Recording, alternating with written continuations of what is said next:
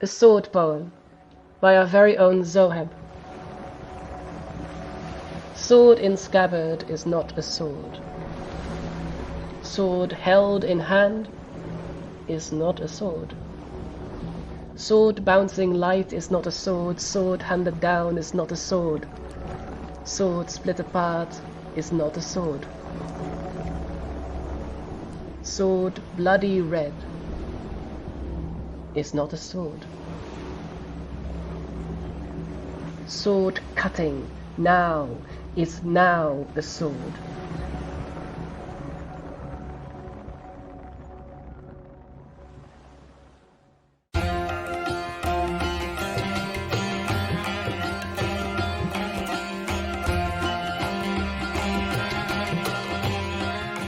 Uduasha City, where the sun is a mirror and the moon a shadow, where dancers cavort in forbidden operas, making love to forgetting and flame, where the wealthy play at war with silver swords and silken sashes, where the people mine the dead heart of a burning star for cannonballs and pipework, and where 1,000 secrets hide in a forest of paper and ink.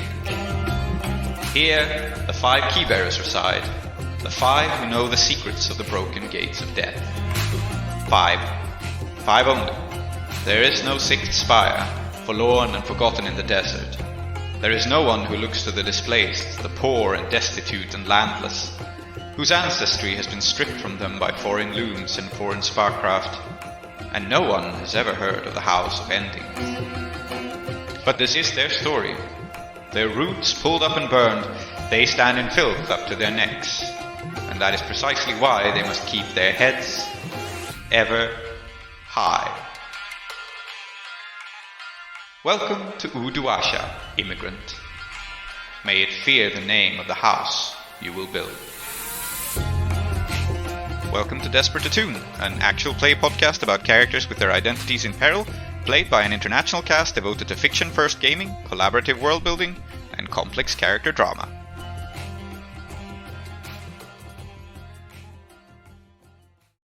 Welcome back to Desperate Attune, everybody.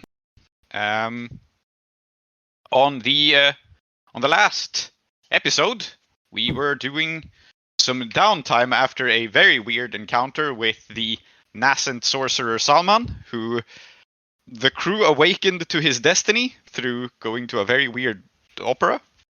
And the result of which was that Saeeda became best friends with the newly awakened sorcerer. No, sorry. I became his loyal vizier. Yes, I'm not his friend. I'm his trusted confidant. Loyal vizier. Will never turn my back on him. Who is Salman and why do they all like him? Yes. So he's a member of House Ankayat, or he was a member of House Ankayat before awakening to his destiny and becoming some sort of rogue agent. Mm-hmm. So he was a young noble. He was adopted because he had a special destiny, you see, and then the special destiny caused him to run amok. And as you do. Yeah. As with all gifted children. As with all gifted children, indeed. And thereafter, we went into some downtime after this very hectic time. The crew retreated to recover from their injuries and to continue researching the Falling Star Sword School, the sword school of basically upper-class snobs who think that they know martial arts better than our Kethrisi heroes of the Rising Moon School, and they are, to be honest, they're not completely wrong. Yeah, I mean, I do think that they are actually, at the moment, better than us. No. See, they're a little bit wrong, and from that, we shall begin. Yes.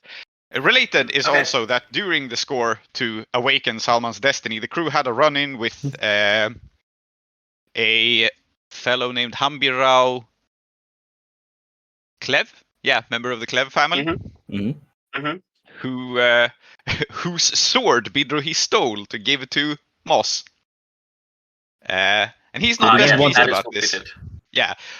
Unfortunately, unrelatedly, your cohort, Pilot and Murad, so the two NPC members of the sword school, at the same time insulted Turzan Diamond Tooth, who is also a master martial artist. And so you have now pissed off 2 separate master martial artists of the same sword school and are planning a score to do something about it. What was discussed last time in brief was to, I believe, bait some sort of trap for Hambirao, having figured out that as he works for House Ankayat, he's not fully protected by either the house or by the sword school that employs him. But you have done very little prep to deal with Turzan Diamond Tooth at all. So. Wait, do we have to deal with Diamond Tooth? We haven't done anything. Oh, right, because the... No. Yeah, our guys have definitely done something. Yep. Yeah, specifically Pilot and Murad left him a threatening letter telling him not to slander Ramu, Bidrohi's father. And also to eat shit. No, and also to eat shit, yes. I think they put some dog shit in his mailbox or something. Yes, yeah. There was a message and there was some dog shit.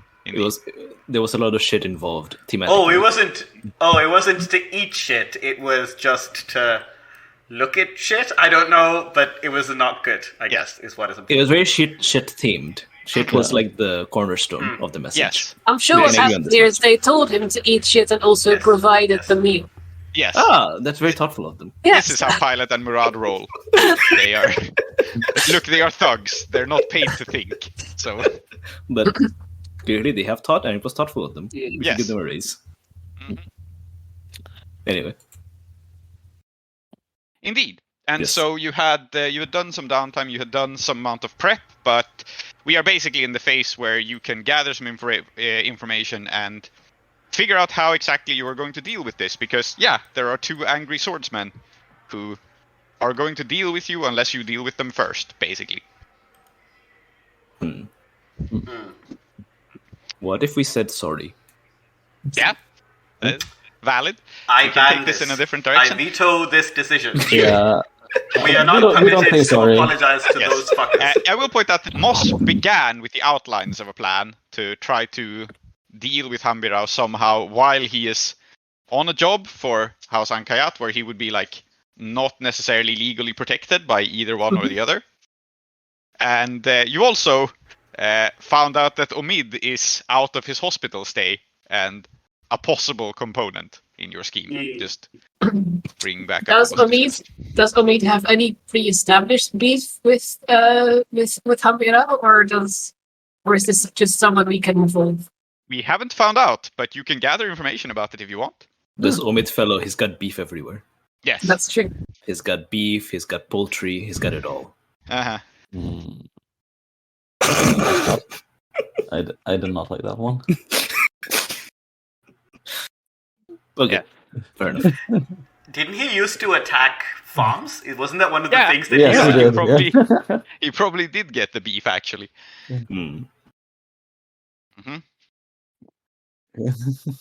All right. But yes, I think we haven't established anything about Omid's connection to Hambirao, but it's definitely something that you can look into, and we'll find out if there is such a connection. You know what else we haven't established, Prince? Who we are. Yes. Introductions. I keep forgetting about the introductions. Okay, I'll fix this in editing. So, okay, there's nothing wrong with introducing us 15 minutes into the session. It's okay. I guess so. It's a cold open, I believe. Yes. So anyway, we are Desperate Attune. I'm Prince, GMing this story about the family of Kethrisi refugees in the dark and foreboding city of Uduasha. And with me are Emma. Who sounds like this today? Yes, very good. You sound normal, Emma. Klow. I know. Yeah. My name is Klow. Yes, hello. Yes. Aadiyat. Hello. And Tree. Anna, namaste. Yes, hello, I'm Tree. There we go. Okay. Introductions having been dealt with, and the recap having been dealt with, I am very curious to see what you're going to do today. Very good question. This is a very good question, and wait, where should you go? She just said namaste and then left. That's not how that works. That is not how Namaste works. So you can't just say namaste and leave. Sorry, my internet's being weird. But also, of course, you can say namaste and leave. You can, in fact, say any other word. Yeah. Preceded by leaving. That's true. That's true. Anyway, Namaste. You can't culturally appropriate namaste away from me. That's misogyny. I think saying namaste and leaving is usually preceded by saying namaste and staying for a bit. Yes. There is a famously confusing Swedish homonym about this because a very common Swedish greeting to say hello sounds like ciao, which bothers Italians because it has the opposite meaning. But anyway. Mm-hmm. Okay.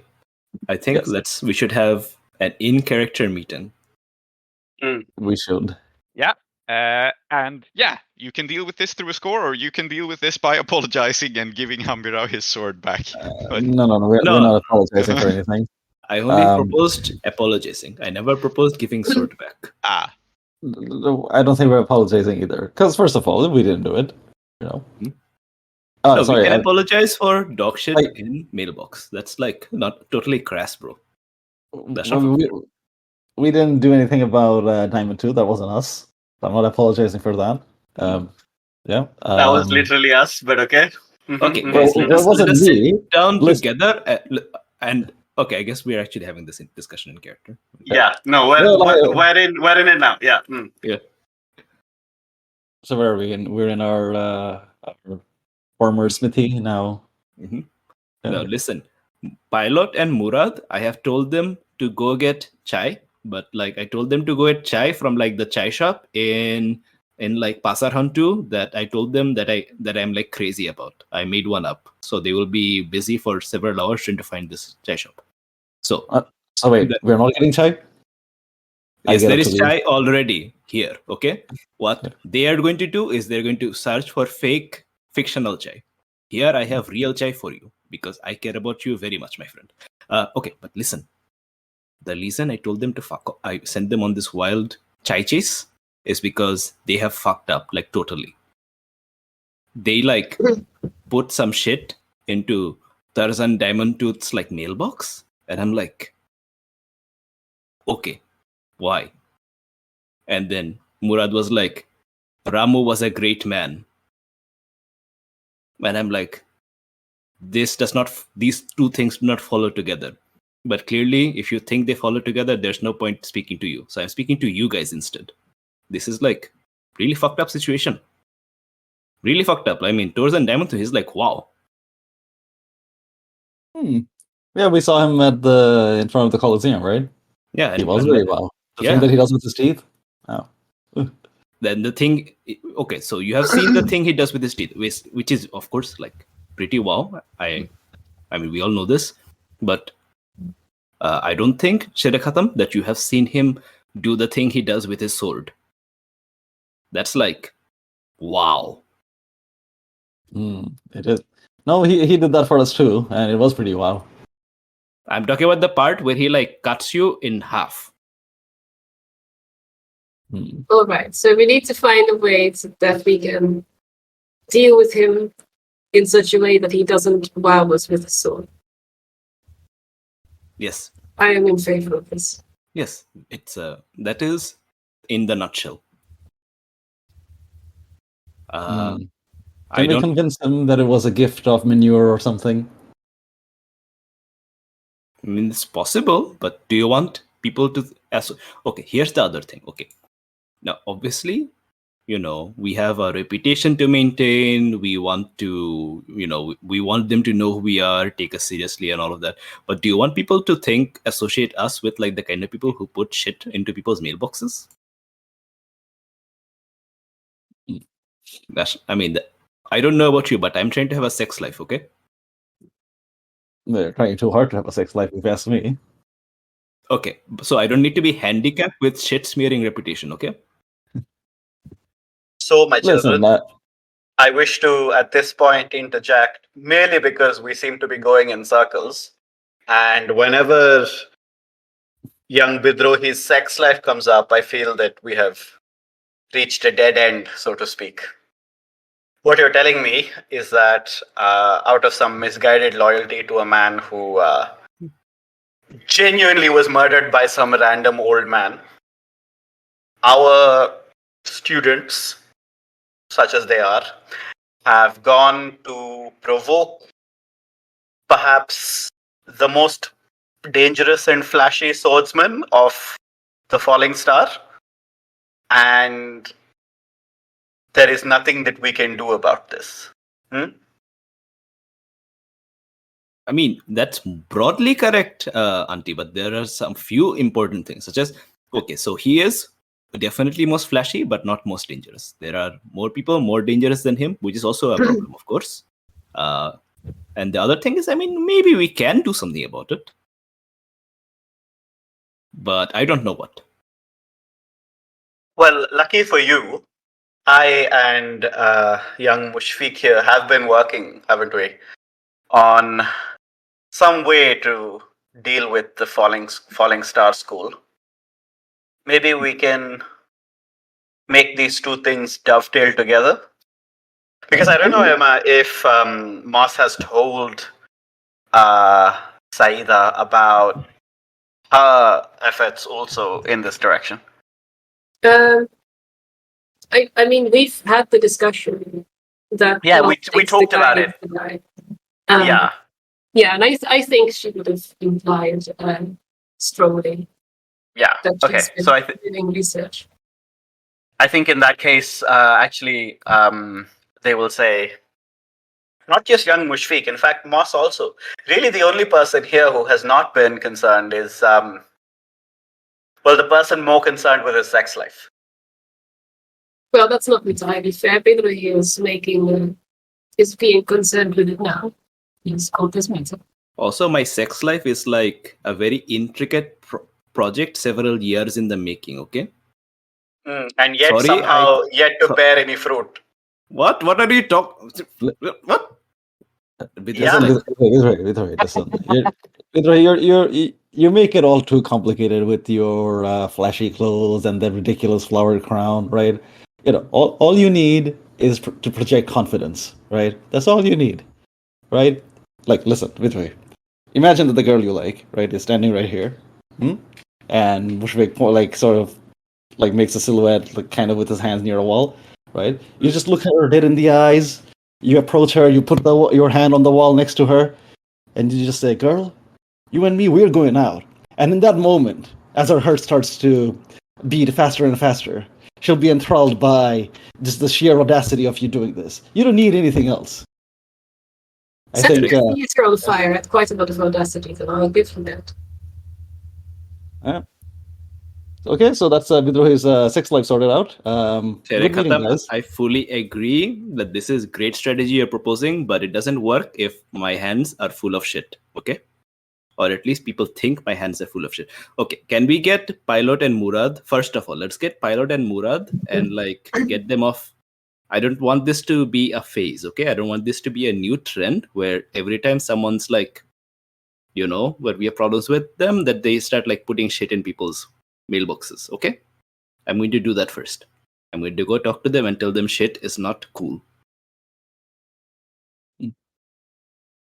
I will have that difficult conversation with them because I care about this team. It does seem to me that if this is something we need to say out loud, that we may be having more profound issues. I'm sorry to say this. I think that you youngsters may be, in the parlance, how you say, fucking it up. Okay, we work with what we have. We work with what we have, and currently we have Pilot and Bolt Murad. And they are dog shit. It is true. No one denies this. They are what we have. There's no one else, and then he says this, and then he kind of visibly thinks about actually, okay, there may be someone else. I will go speak to them too.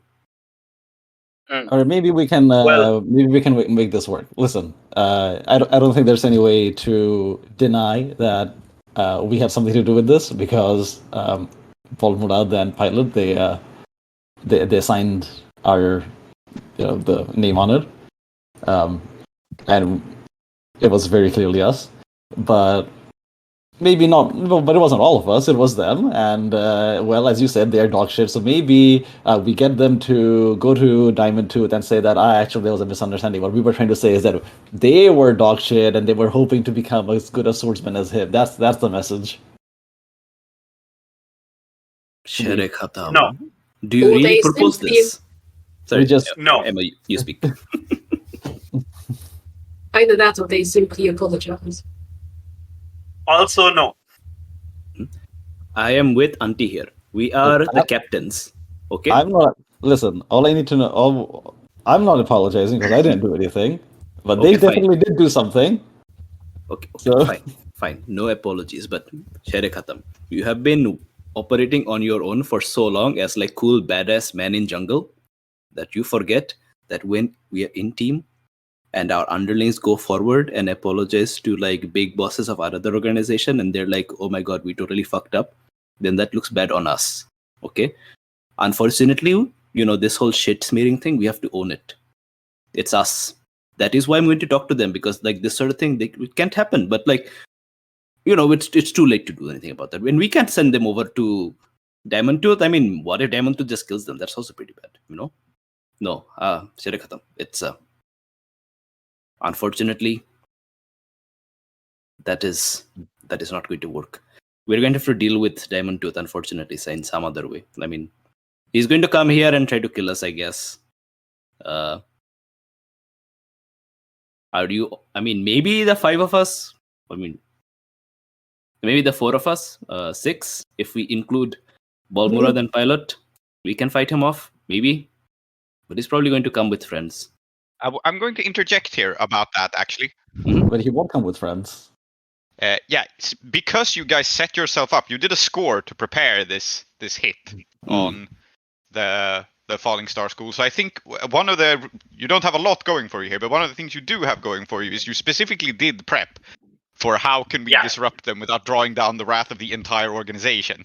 That's true. So you have, I think, the knowledge of how to isolate Hambirao, and probably you can use that to some extent to like try to isolate Diamond Tooth as well. This was an insult personally against him. So I will. I just want to make that clear that like mechanically and in fiction, you do have this ability slightly to like catch them out alone, more or less at least. Bidrohi, if you recall, when we were asking Diamond to show off his skills for us, he very clearly said there is no team in I. So I think he'll be coming alone. That's true. But then, like, Alright, so we do isolate him then. Yeah. And deal So with I him. think that what I will say at this moment is it seems that none of you really have any clear idea what you want to do. So this is what I propose. We approach this man in broad daylight, but when he is not near any of the rest of his school folk. We challenge him to a duel in the old and proper style. And then we beat the shit out of him, but do not kill him. That way, we will solve nearly all problems, and we will give everyone, a reason to look away if they would like.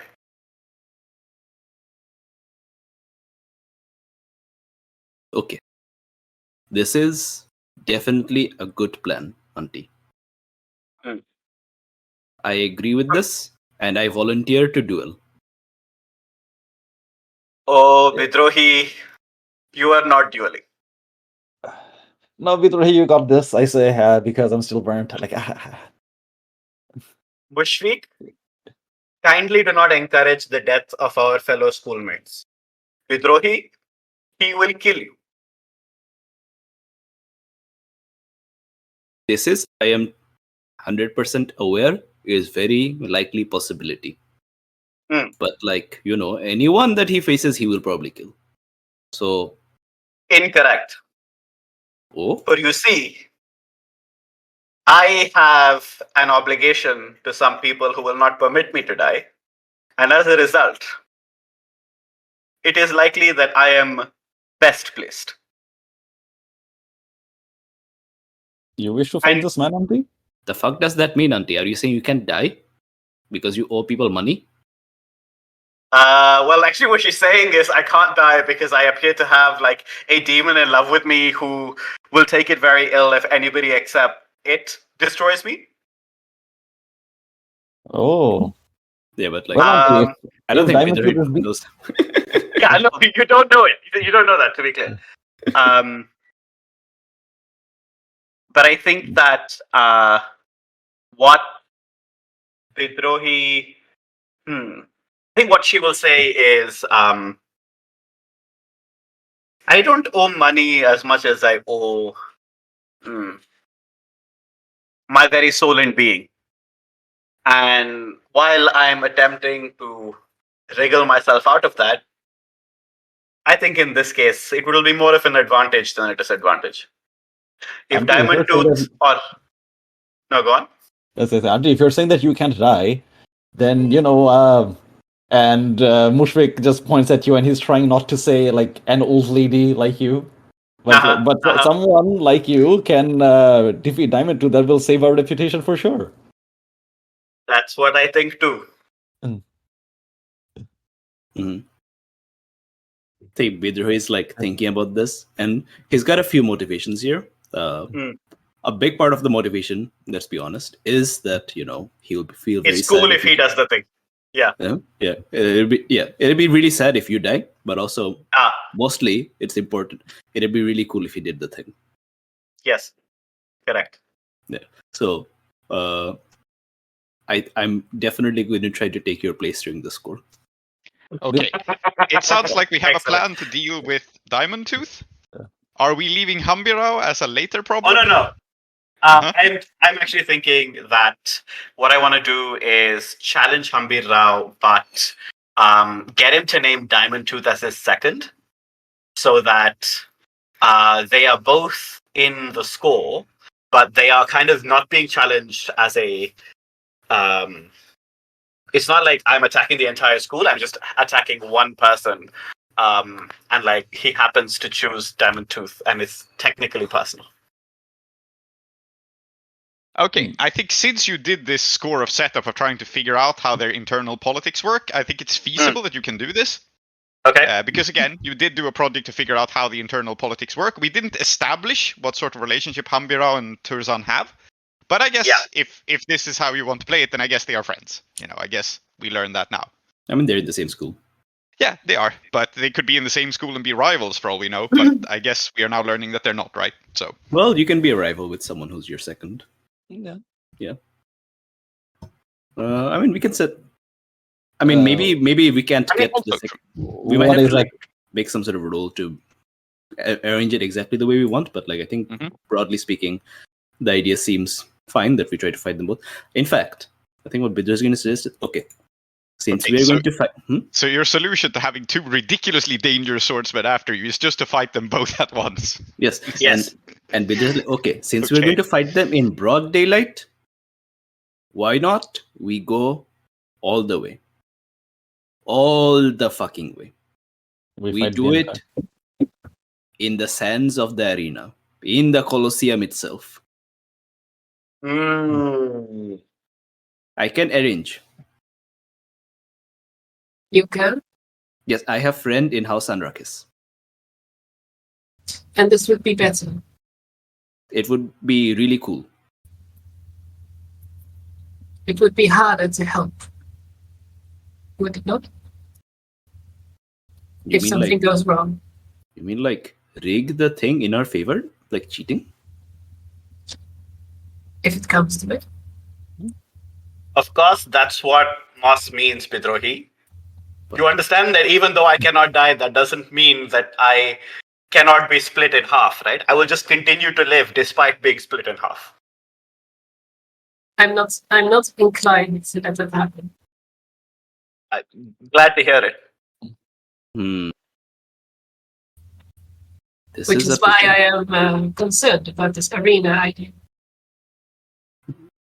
It's a pickle. I mean, it would be very cool.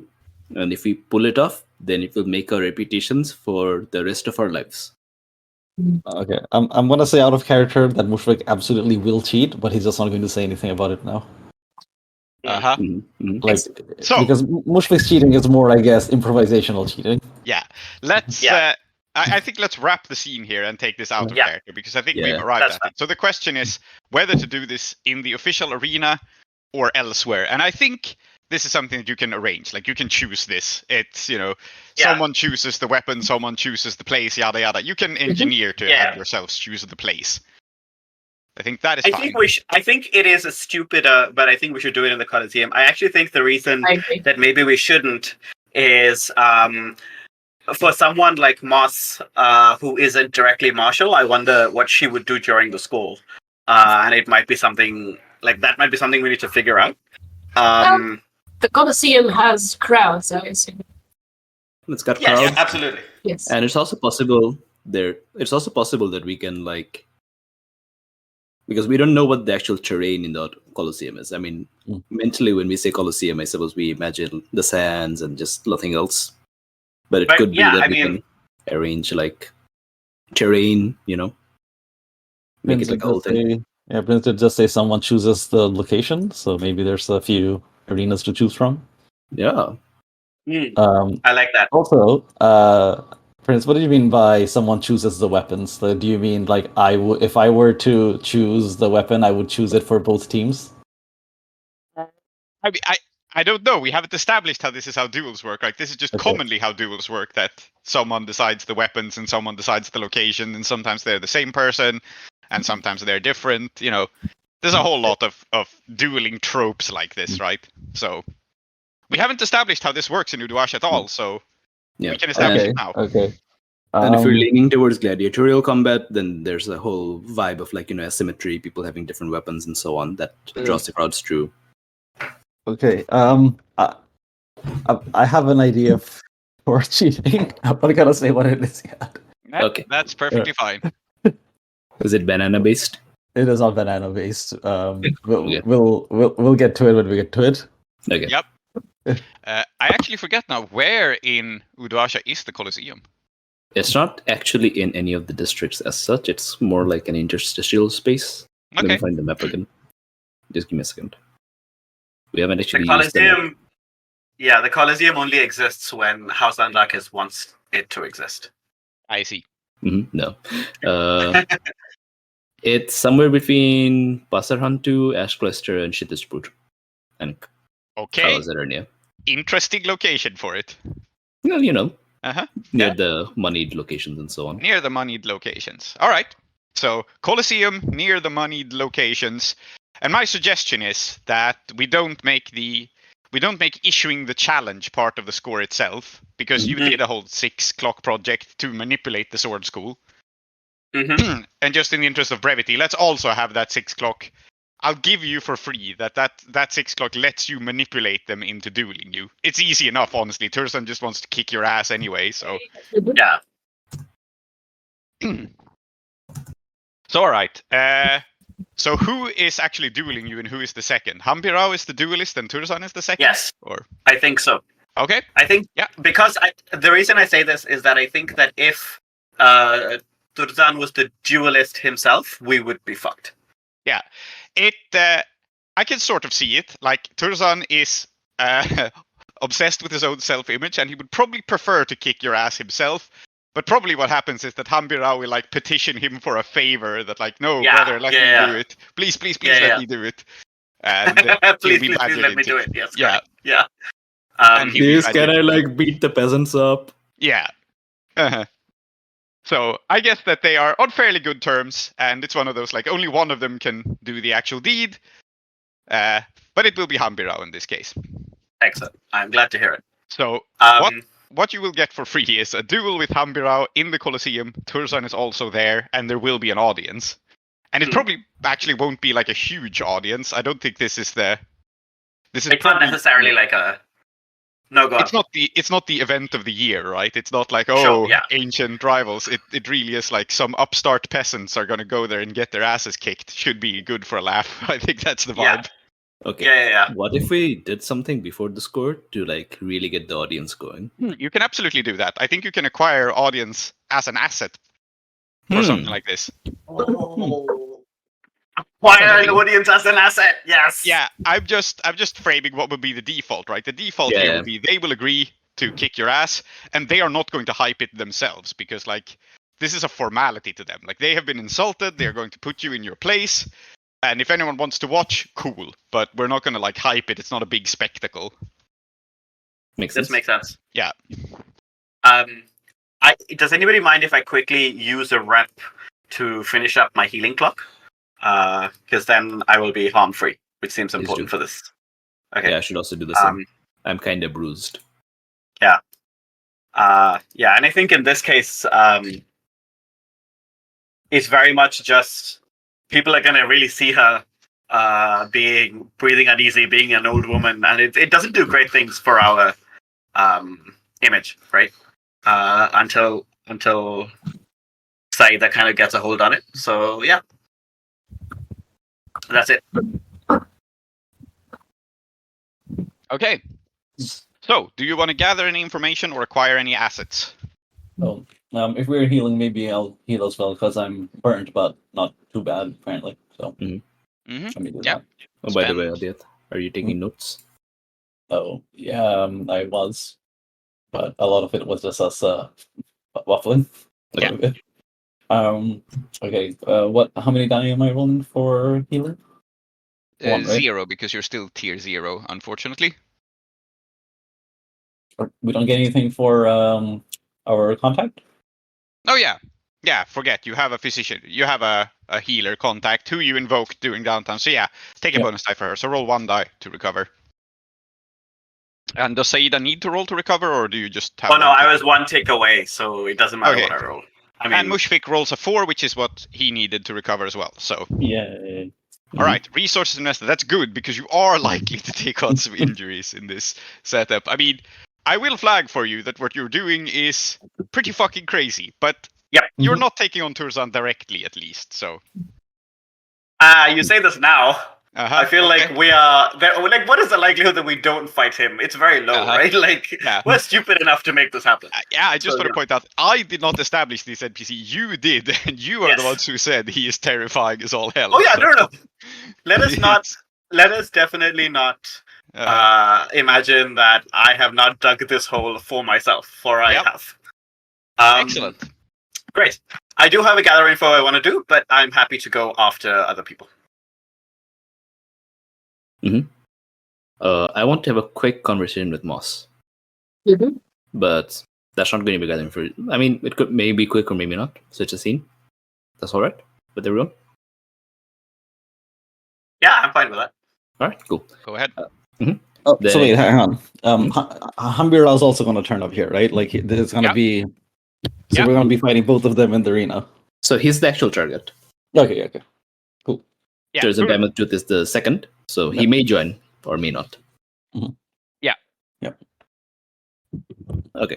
Basically, yeah. And I think part of the reason for this is it doesn't look good on their end if they're like, oh, there needs to be 2 of us to deal with these peasants. Like that, that just makes them look less cool. So it's better in their view if only one of them fights.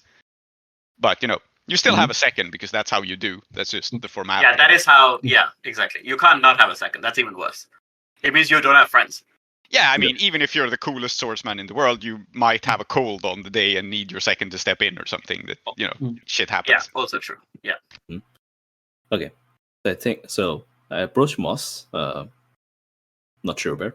Probably somewhere away from both the rest of the sword school and also the rest, also our family. Probably after the conversation that just happened. Yes. It makes sense to follow on immediately. I see. Sister, you seem very disquieted by the idea of having this showdown in the Coliseum. But I'm disquieted by the idea of having it at all. It's true, it's very risky, but it seems that, our hand has been kind of forced here. And, we need to do something like this, like something really big and kind of crazy and reckless to kind of, wipe away the reputational stain, Like, everyone still, thinks about Rising Moon's sword school as, bunch of, morons. because of my dad. Well, we need to do something like this, I think. Sorry, G, were you saying something? Oh no, I'm just laughing at because of my dad. Yes. As like the reason that we're in this situation. And Yeah. you're not wrong, but yeah. Yes, yeah. So like we need to do something, but like It's of course not true. Sorry, you were saying? It's of course not true. But I understand you feel that. I mean, I don't know. I think it is pretty true. Like, okay, maybe I hear it more because like I am his son, but like everyone's always talking about Ramu the little bitch. And then they're like, oh look, it's Bidrohi, little bitch's son. And I'm like, God, people say this? Oh yeah. I mean, they also say, look, Bidrohi, he's very sexy. But like they also say the other thing. Okay. Yes. Anyway. But I admit I am also nervous because like, as I said, Uzan Diamond Tooth is like, wow. Okay. And like, there's also the other sword masters, the other ustas, they're also like, wow.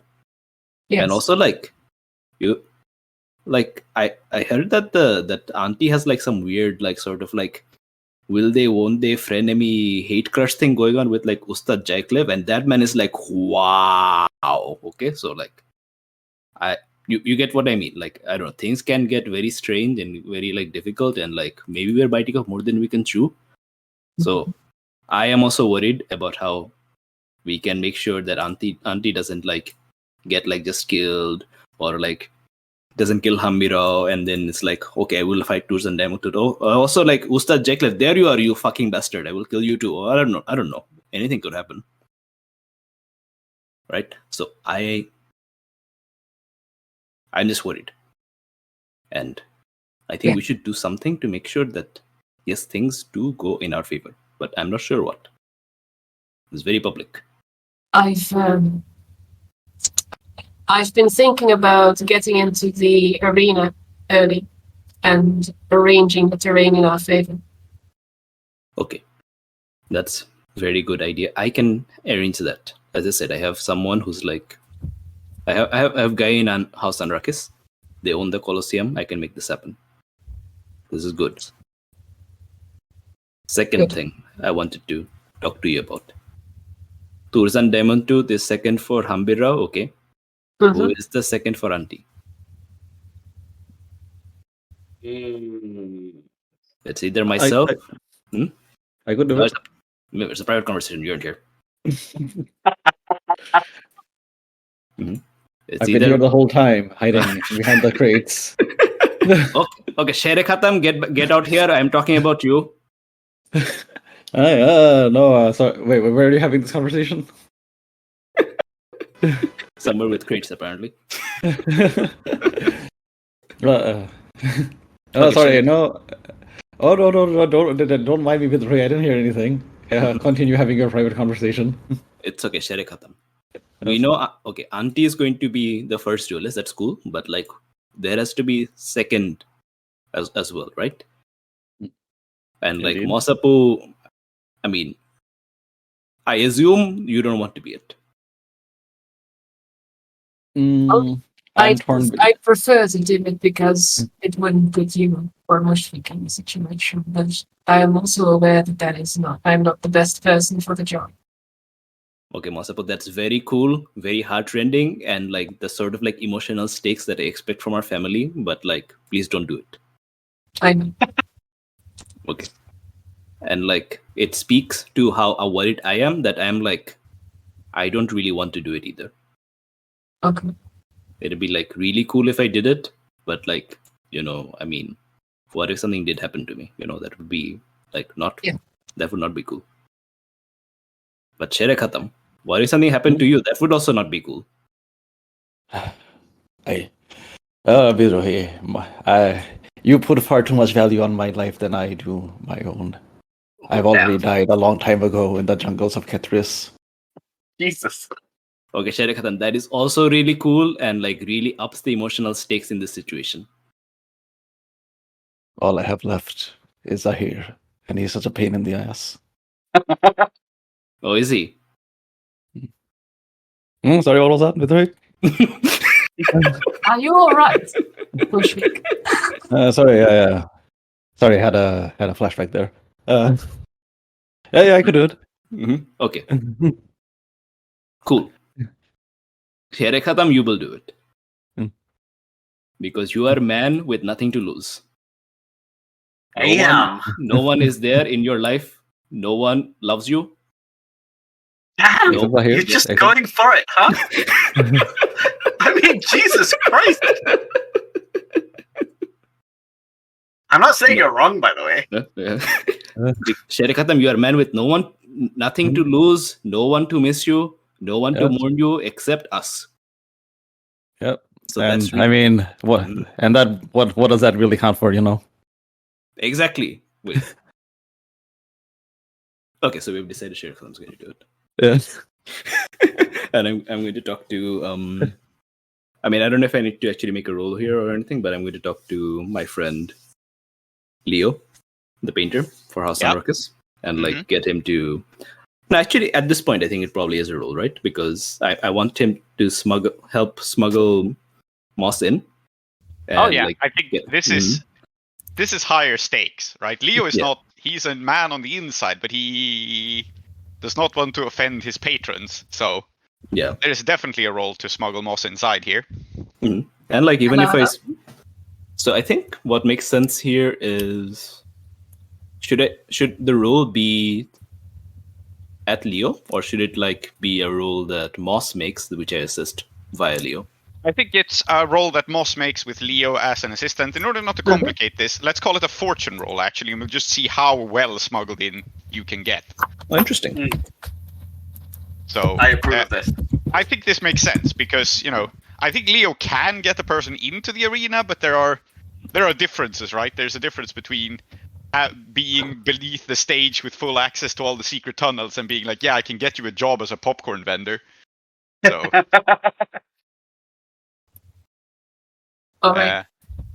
So I think it's some sort of role for Moss with a +1 for Leo, and it can happen. Cool.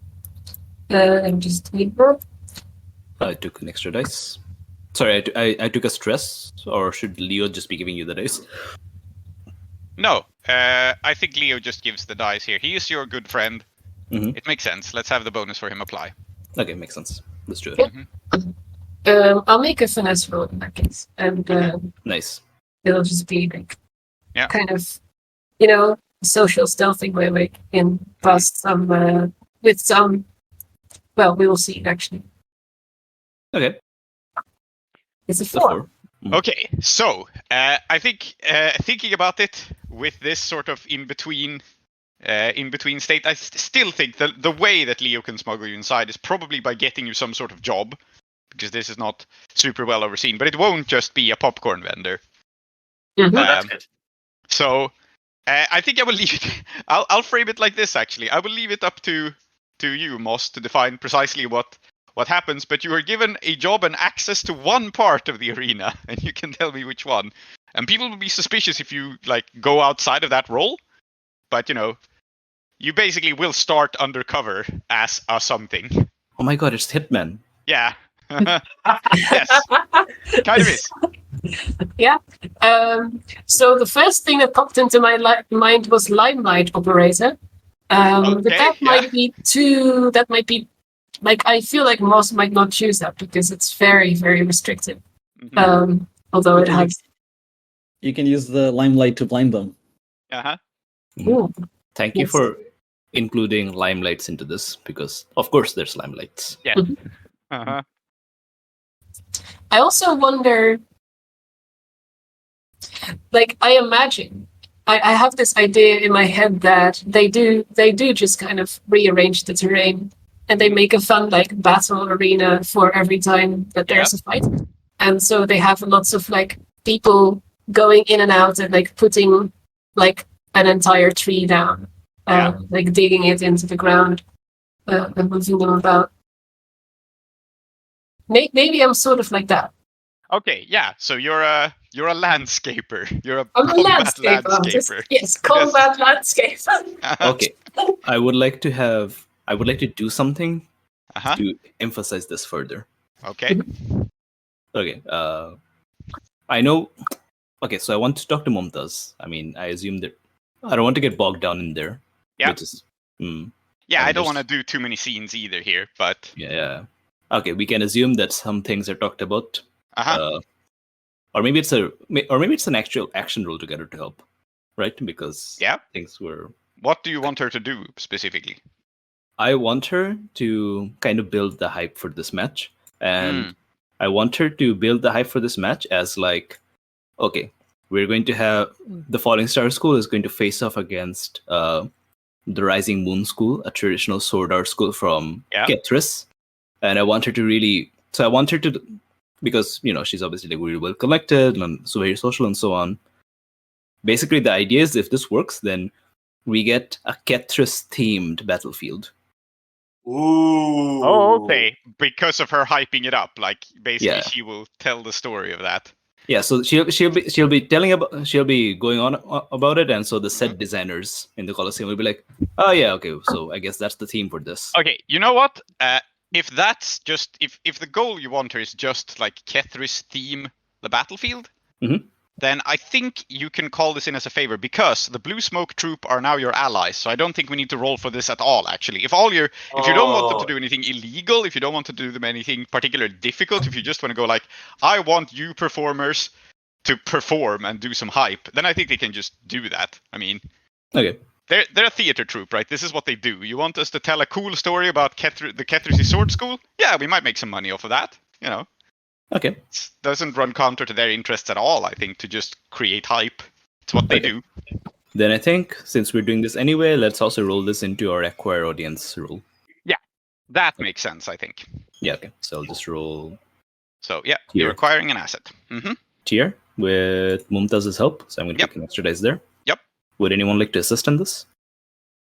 I feel like I could assist, being since I am a experienced combat landscaper. Yeah, so I'm going to roll an extra dice there. Yes. Still just a 5. So it's a 5. Which means we get a quality 0, size 0. Asset. But let's which is one or two people. But I think what's going on here, how I want to frame this, right, is that you get an asset which is small, but I mean you also get an asset which is to some extent professional at what it does. So I think how we represent this is that this is actually a marketing asset. Like you basically made this role for how good Mumtaz does as your marketing agent, right? So apparently she's a tier 0 marketing agent, which is understandable because she's an actress, Yeah, she's not a professional advertiser. Yeah, she's not the manager. She's not a professional advertiser, but she will still like improve the number of people in the audience. I think, it doesn't make sense to read this strictly as like how many audience members do you get, because having 20 audience members is a lot less of an asset than having 20 thugs. So okay, tell you what, Correct. I'm going to spend a coin to get her some ad space in the newspapers. Okay, excellent. So then she is quality 1. Yes, cool. Spend money to make money. Yep. Or just spend money. We'll see how the score goes. Or just spend money in this case, yes. So, okay, cool. Getting her up to quality 1, she does a better job as an advertiser. And as I said, you can theme the arena to yourself. You can tell this story. And you will have a modest audience. Not a huge audience, but, an audience, right? There is someone hyping this now, so people will turn up and see what the fuss is about. Okay. All right. I think there's just one concern I have with the score, which is that, so we have a thing for Saeeda, of course. She's the most important person here. We have a thing for Mushfiq. We have a thing for Moss. I don't have a thing yet. I'm not sure what my thing would be. And I don't want to like make up a thing for myself that'll just be disruptive to a very tense situation. Does anyone have an idea for an angle I could take? I think that we could see the battle not just as like swordsmanship, but also as PR. And I think Bidrohi would be really good at like maybe you're like working, doing the shit talking, like doing an announcement. You know what you could do? You could commentate. Yeah. I think A, it would be incredible if Bidrohi commentated, and B, I think we would really get people on our side. Yeah, this also gets the Blue Smoke Troop into the story, I think. That means that your theater friends are basically going to be your cheerleading cohort, so...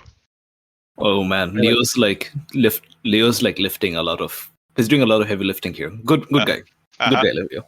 Okay, so, Bidrohi, now I know how to frame the asset you acquired. So, Bidrohi, you have a small gang, size 1, of cheerleaders, and you are leading them. This is how we'll frame this. Excellent. Don't you know this? Yeah, Mumtaz is one of them, and then you have a couple of others. Okay, I need to get my way into the commentator box, though. We'll make that work in the score. So I will not start as the commentator, but I shall become the commentator. I am looking forward to it. Yes, very good. That's my score. Infiltrate the commentator booth. I love that as a score. Yeah, that's my mini score. Good. Okay, get into the commentator booth. All right, then we'll find out who normally does the commentating, I guess. This is, not a world which has microphones and stuff readily available. So I think the commentating is less a person giving detailed analysis of what's going on and more a guy shouting a lot. I can do that. Yeah. I imagine that the commentating is not like super in-depth, right? It's probably a person up at the podium whose job is basically to go like, everyone cheer, something happened. And so on. Yay! Yeah. Do you get to hold big signs in front of the audience? Yeah. I mean, it's hard to commentate in detail, right? So it's going to be a guy with an impressive voice shouting out what's going on, probably. Oh. Apparently, megaphones have been a thing since the 5th century BC. Okay, so he has a megaphone. Well, I mean, it doesn't really take a genius to realize that if you cup something around your mouth, it kind of gets louder and more focused, right? Mm-hmm. Okay, right. So I'm establishing this now about the Coliseum. There is a commentator booth and it has an enormous built-in megaphone. It's not like one you hold up. It's like a horn that is stuck in place that you shout into. Excellent. It's one of those lighthouse horns. Yes, pretty much. It is demonically enchanted. I mean, because the Coliseum is a House Anrakhis special. Exactly. It's a House Anrakhis voice amplifier. Mm-hmm. So fair enough. There are no microphones, but there is the magic horn. Which means I will sound very handsome when I speak into it. Yes, Mm. very good. It also means that there is... handsome? You know what? I'm not going to ask. Yeah. Sorry, go on. It also means that there is Anrakhis magic bullshit involved. So I'm just noting that down. Okay. Good. Nothing bad will come of that. Mm-hmm. Very good. Yes. Okay. I think we're ready then. I think we are. So, 1 die for sheer luck. Oh shit! No, sorry. I wanted to do one very quick gathering. Yes. Excellent. Go ahead. Which is it's a very important gathering show. Which is I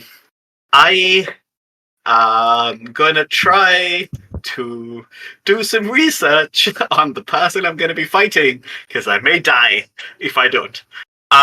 Yes. One important thing there is that he's clearly related to Stajeklev. Yep. Yes. And so I think what I want to do is I will maybe spend a couple of days. Diamond Tooth does spend some time thrashing people for fun, right? Mm-hmm. Yeah. So I'm going to try to be around when this happens and just study him. So you're studying Diamond Tooth, not Hambirao. Just to make this clear. But the reason that I'm studying Diamond Tooth is I figure if I can find a weakness in the best practitioner of the school, then surely someone worse than him. I mean, surely, right? You're just studying. He's not the best. Yeah. Just one thing. Thing is, well, maybe what you're trying to do is something different. But when Mushfiq and Bidrohi went to scout him out, he showed his form, and we did take detailed notes of his. Oh yes. You know what? You're correct. Okay, in that case, I'm going to change this because I think now it's a skirmish, and what I'm going to do is I'm going to look at Mushfiq and be like, okay, you are going to replicate him, and then I'm going to fight you, and then I'm going to figure out what kinds of dumb shit he does. Okay, you have Okay. a practice match. Sure. Yes. Mhm. Yeah. Is Mushfiq spending a stress to assist this role? I guess I am, because that is exactly what I'm doing. Yep. And good. I think practicing with Saeeda is very stressful in the fiction as well. That is true. Yeah. So then Saeeda rolls skirmish with a bonus dice as a fortune Yeah. roll to try to figure out Mm. the falling star sword school. I don't figure out the Falling Star Sword School. Unsurprisingly, What did you roll? Just I rolled a 3, a 2, and a 2. okay. You know what happens? You know why it doesn't work? Because Sherakatam, I mean, it's Sherakatam, it's cool, obviously. Mhm. Like, we all know this, but like, Mm. Diamond Tooth is just like the next level of sexy fighting.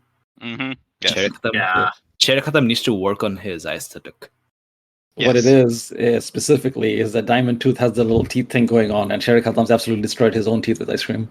Yeah. So, I think that the one thing you learn here actually from your favor is I looked up the falling star style. It's in the book, right? Uh-huh. And they are famous for two things. They are famous for acrobatic leaps and movements, and also for fighting with their clothes. Like they have Right. silk scarves and stuff. They actually fight with the sashes.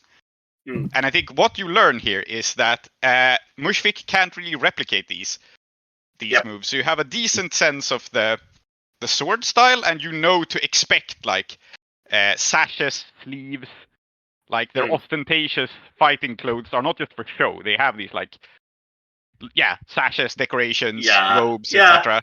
And That pretty makes much sense. the one piece of information you get is that that's definitely going to be used, but you're not sure Mm. how. Yeah. No, it's fine. I'm not angry. I'm not disappointed. Mhm. Mushfiq, you did a great job, and you should be proud of that. I'm Yeah. a sword fighter on day, not a circus performer. What are these moves? You tell Yeah. him as he spits out two of his teeth from the ground. So basically Great. that is Okay. the problem, That's what I wanted right? to do. Yeah. These are circus totally fine. performers, literally. Yep. Yep. They don't necessarily fight smart; they fight flashy. Yes. Yeah. This makes sense. Uh-huh. I am disappointed. That's all I am. It's fine, guys. It's fine. You'll probably survive. Yeah. Okay, so now we're on to the engagement roll. Yes. Is this operation particularly bold or daring? Yes. Oh, you better believe it. Yeah, so it's 2. Is it overly complex or contingent on many factors? I don't necessarily think so. You're going to cheat No. and kick their asses. That's Yes. yeah. Seems straightforward. Does it expose a vulnerability of the target or hit them where they're weakest? No. No. No, like you may be cheating, but this is their home turf. And I think in fact they have particular defenses or special Yes. preparations. It's their home turf and they are good at fighting. It's Yep. This makes straightforward. perfect sense to me. So you're back down to 1 die after all of this. Can any of your friends or contacts provide aid or insight? I think this is where we factor in Leo. Yep. He has given you access to the arena in advance. You have some ability to flashback. You have Moss as an ace in the hole.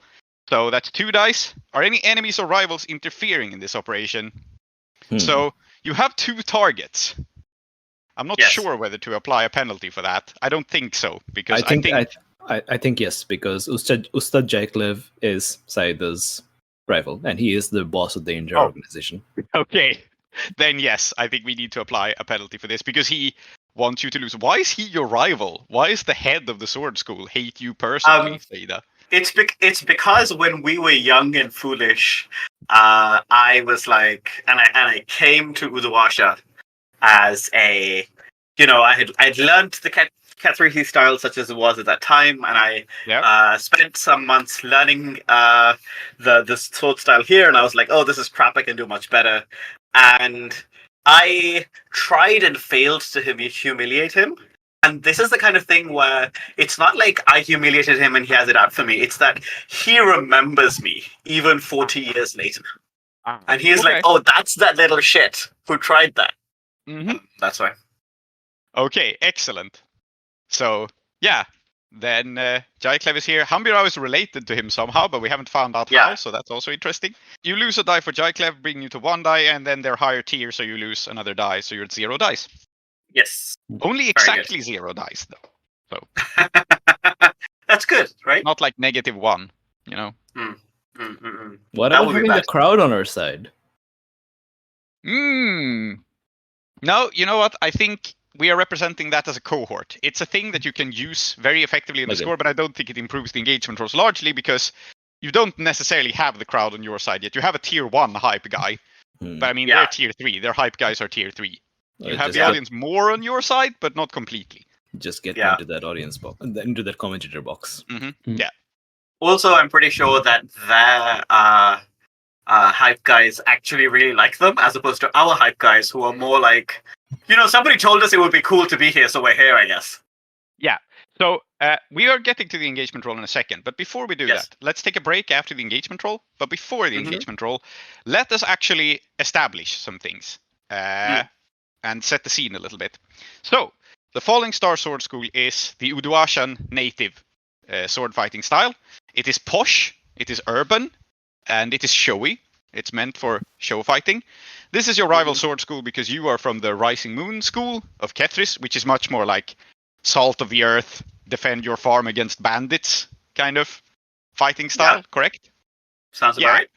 And so what I want to establish is just a little bit setting the scene. So we'll go around the players, starting with, I think it's interesting to start with Moss answering this question, actually. So we've set the battlefield up to be Kethrisy. What does that actually mean? What does that look like? What's the... Yeah. Well, what I was imagining was that in Kethris, you'd be fighting always with water nearby, probably on some sort of board book. And I think at least the board books are the kind of like bridges and stuff are represented here. Yeah. So there's a bunch of boardwalks and bridges and stuff, and if you fall off them, you fall in the mud, I guess. It would be too expensive to flood. Yeah, it would be... Moss's full name is Moss on the Rung that breaks your ankle. So you're fighting on slick footing a lot, and that's not for no reason. Yeah. Okay, so slippery boardwalks, mud underneath. If this were actually Kethris, this would not be mud, but like a bog. But they can't magically change the arena's ground. So I like this. That's good. Absolutely. And so, moving on to Mushfiq. What sort of weapons are used? You wanted to like pitch this in a little bit, but if you have an idea, then go for it. Okay. I don't want to say too much ahead of time. I think this is just going to be a straight up sword fight, right? Like I don't think there's going to be. Yeah. There's no strangeness about the weapons as such. That's cool. Yeah. Well, not yet. I have just one question for Emma and Zoheb, which is, how attached are you to Hambi Rao's sword? And would you be okay with something happening to it? I assume Emma is looking for any excuse to get rid of that fucking thing. Possibly. I think Moss is looking for any excuse to get rid of that thing. I think it's cool, but I also think it's cool if like something happens to it. Okay, all right. That's all I need to know. Okay, so can I then let's say that it's with me for. Yes. Yeah. My response to it is that if you can like use it in some sort of ironic twist of fate against its owner, then that would be like really cool. Yeah. Exactly. So let me then reshape this question for Mushfiq a little bit. Hambi Rao doesn't have his sword; it's with you. So what sort of sword is he fighting with at the moment? Do you think? Just like to give a sense of his style. Does he have another bejeweled sword, or does he go for something different? No. I think this is definitely his bejeweled sword. And I mean, he belongs to a sword school, right? I'm sure they have lots of I mean, still pretty decent quality, training swords, or just I don't know. I mean, not check out like a library, but I'm sure they have swords that are practically just as good. But this is his bejeweled sword, so. I mean, he's a South Asian inspired swords guy. He's probably got 7 swords. Yeah, fair. But only one is bejeweled. Yeah, but this is his special sword, right? Like this is the one he carries all the time. Okay. Yeah, the one you stole is a special sword. So I'm asking you, what sort of backup sword does he have? I guess. I guess just I think he just brought a plain one. I think maybe he'd be so arrogant that he'd be like, these upstairs, I'm just gonna grab like any old sword from. Okay, yeah, cool. Yeah. I think, if I may, I think it may be one of those like sort of like a yatagan or something. Like it's like purely offensive. There's like next to no hilt on it at all. Because he doesn't expect to be defending. Yeah. but this thing will slice you open. Make sense. Okay. All right. A question for Saeeda, then, as Yes. we establish the Coliseum. What signs are there of House Anrakhis is magic? So House Anrakhis is the house of laughter. Yeah? And I think the Coliseum has two things that set it apart as a place of like kind of magic, but also magic entertainment, right? Mm-hmm. And I think the first is that it is made from the obsidian black stone of the mountains, like behind Uduasha, right? Like the Ashaval mountains. Yeah. And they are even in the heat of the day, they are ice cold to the touch.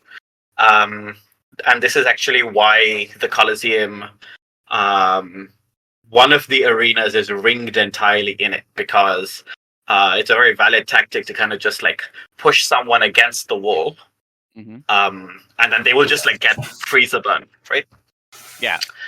I think the other thing is that the commentary box, the reason they don't use megaphones is that there's runic warding so that the person who is at the commentary box, whatever they say can be heard throughout the arena, even without needing to like really make an effort. Okay, cool. So sorry, what did you say about this black stone? I missed a word there. Razor burns? Freezer burn? It's like when Freezer something burn. is so cold it burns you, right? Freeze. Okay, that's the word I missed. Yeah, so cold stone circling it. And that's very cool, actually, because it fits with the image I have in mind. And I guess I'll introduce my detail here before we go on to Bidrohi's. And it is that Uduasha is a dry place, generally. It's in a desert. It's in a black desert. But this is the Shattered Isles, and it's not like it never rains. And I think to go with this Kethrisi theme and everything, it's actually a rainy day when this takes place, which may have been deliberate from the planners, right? The demon houses can predict the weather fairly well, and they were like, okay, fine, it's a Kethris theme, we can roll with this. Let's set it on a day when it's raining. Nice. And so there's going to be like frost and ice gathering on these black stones. Yeah. Just ask House Ankayat what the weather will be, or ask them to make the weather. Yeah. So it's going to be raining as this sets about. And my last question, it's kind of two questions for Bidrohi.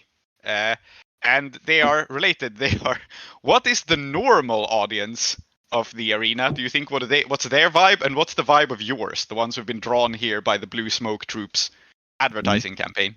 Okay. Before answering that question, I also wanted to point out on the subject of House Anrakhis and like the stones.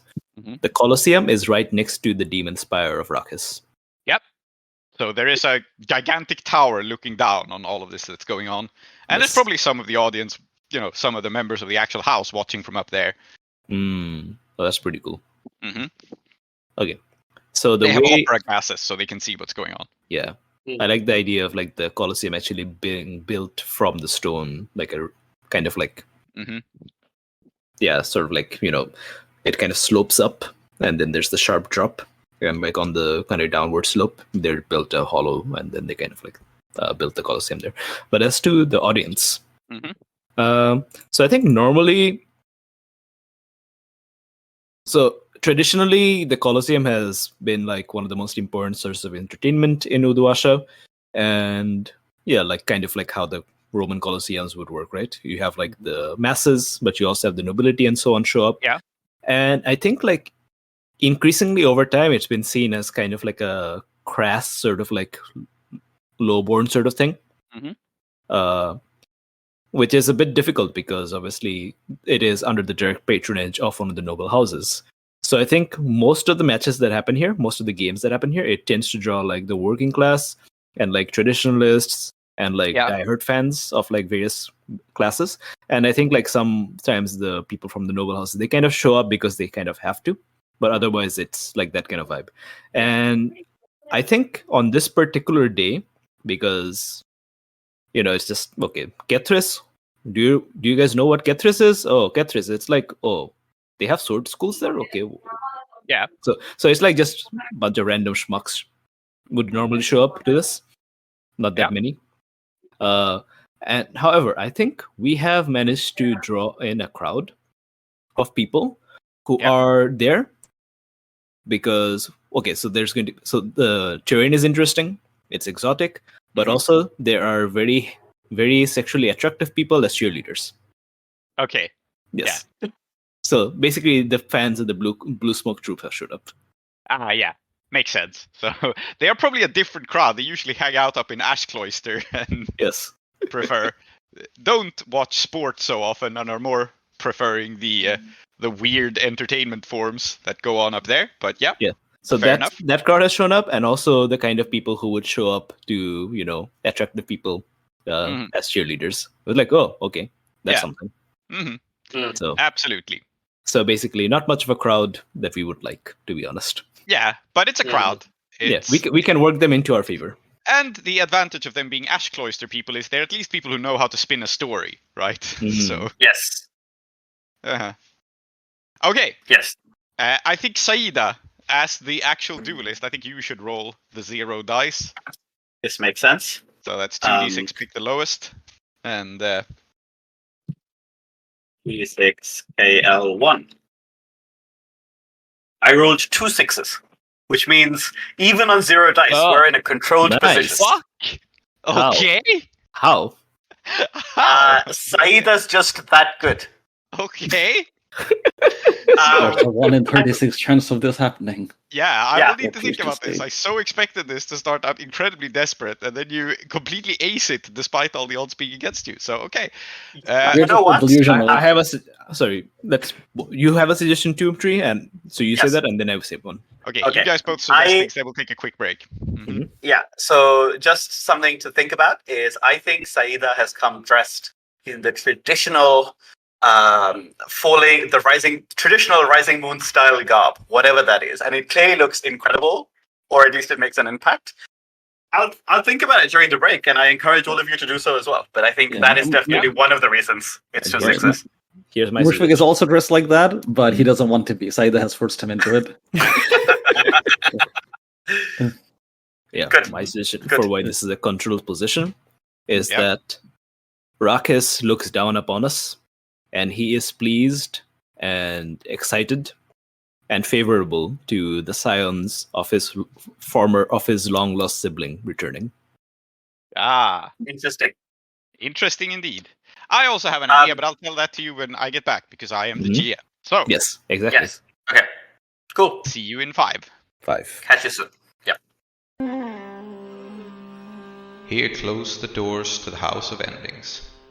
Those who dwell within are Zoheb, called Klow, Aadiyat, called Soap, Soumithri, called Tree, and Emma.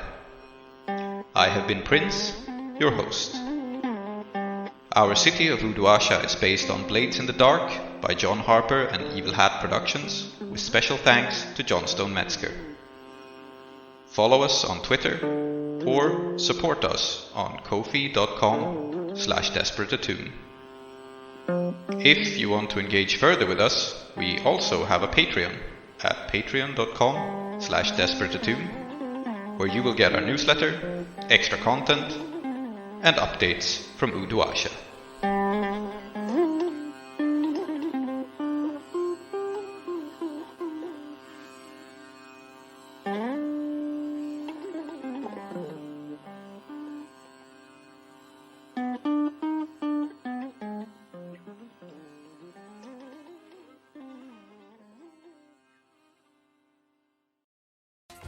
On the next Desperate Attune.